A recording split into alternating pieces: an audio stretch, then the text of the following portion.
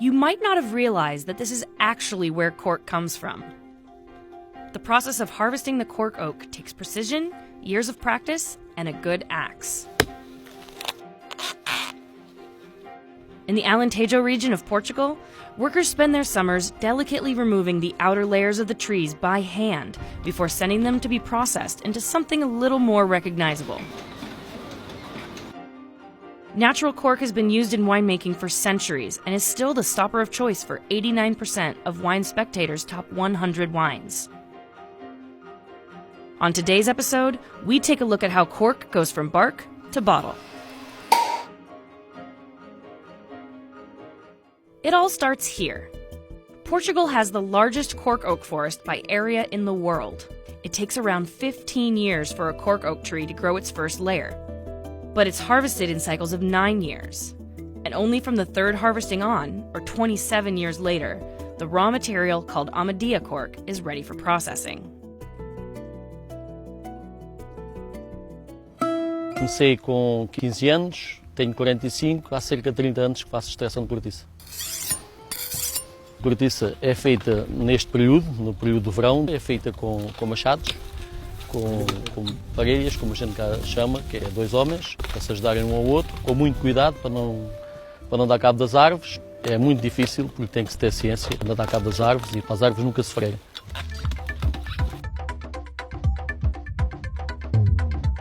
Portugal is the world leader not only in cork extraction, harvesting about 100,000 tons of it a year, but also in selling cork products.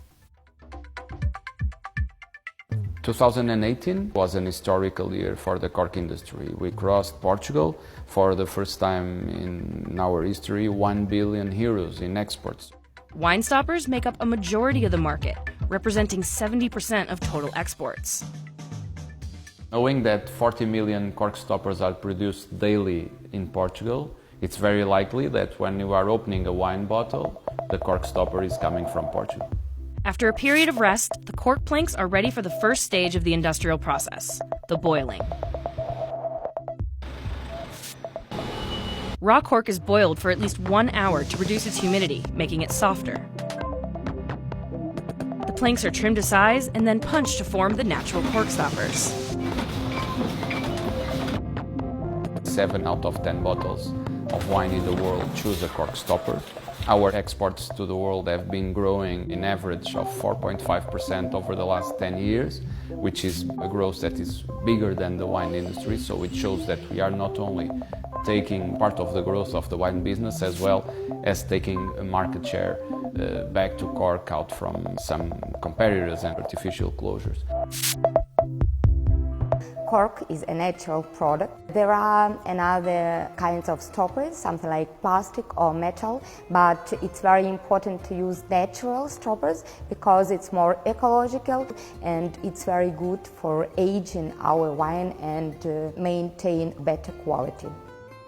We don't waste anything, even the small residues, the powder we have from the rectification from small parts of our production we use to produce energy. So this is probably one of the best examples in the world of what is our goal of sustainability, an example of circular economy where all the products we extract from the tree is used not only in cork stoppers but also in other applications, from construction to automotive industry to aerospatial to sports, fashion, clothes. We know the battle against single-use plastics that is happening all over the world. It's a real opportunity for cork because we need to change really the way the world is consuming, finding products that can be recyclable, that can be reused, that can be redesigned in other applications.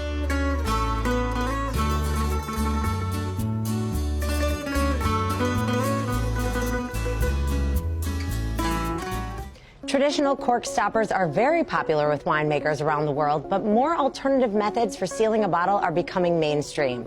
Master sommelier Mia Vandewater is here to discuss all the options and give us an